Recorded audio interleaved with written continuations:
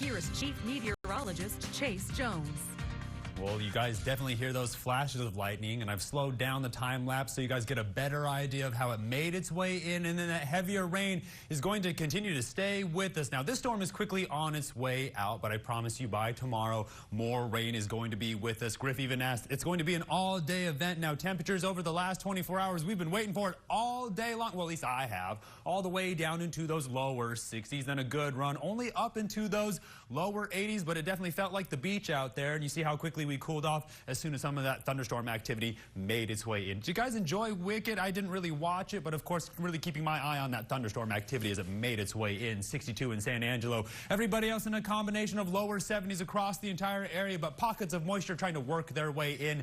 66 way over there in Sterling City. 62 here in San Angelo, and of course, 73 off towards the east. So we definitely have 10 degrees right now. So we're falling back inside that standard cooling rate as we see some of that thunderstorm activity pull that heat out of the atmosphere. You felt the humidity all day long. Dew points are still in those 50s and those 60s, while humidity indices are in those 80s across the board. So you're going to see where that moisture will really linger around, but we're on the lookout for some heavier flooding. You'll see it when we get to the futurecast because it's been holding strong all day long. Now, the upper level winds are showing us the cutoff low on its way out, but another one is on its way in. Somewhere around Thanksgiving, the colder weather behind it, but around the weekend, we're going to see some more heavy rain fighting with it right now because a lot of lightning is making its way in. Now, atmospheric moisture is going to show us how it makes its way out, but by the weekend, really keep your eye on the southern tip of Texas. Look how much of that blue is going to try to make its way in. And right behind it, some cooler weather off towards the northwest. Now, temperatures, keep your eye on the reds on the southern tip. That's why I'm on the lookout for more heavy rain. Now, that combination between that much moisture and that much heat,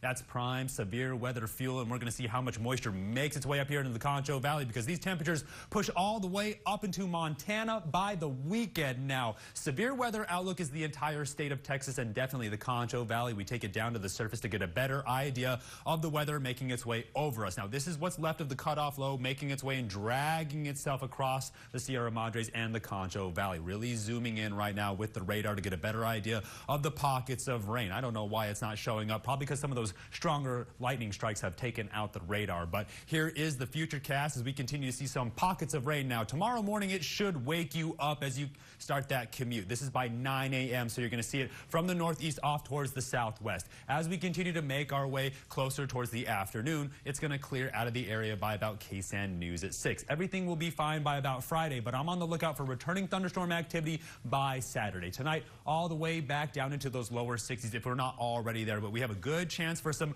early morning fog and some overnight thunder. Then tomorrow, a good run at those upper 60s, but again, keeping our eye on those flooding conditions across the area and some on-off heavy rain. So let's just be severe weather ready now so that we are prepared later and so that first responders can get to and from those emergencies. Make sure you turn on and up your alerts. That includes for those early morning hours. Now, you see how those cooler temperatures will stay with us all the way through the weekend. As we make our way through Thursday, things will dry up, but as Saturday and Sunday roll around, I'm on the lookout for that combination between those temperatures and that humidity to make its way back in with some heavier rain. Of course, Reagan takes a closer look at it. As we get closer towards Thanksgiving, you have 7 days to go. Of course, we're on the last week of November. That fast already. Going to see those temperatures drop all the way down into those upper 50s, while those overnight lows go from those mid 50s all the way down into those lower 40s. Stay tuned. I'll up the break. You're watching KSAN News at 10.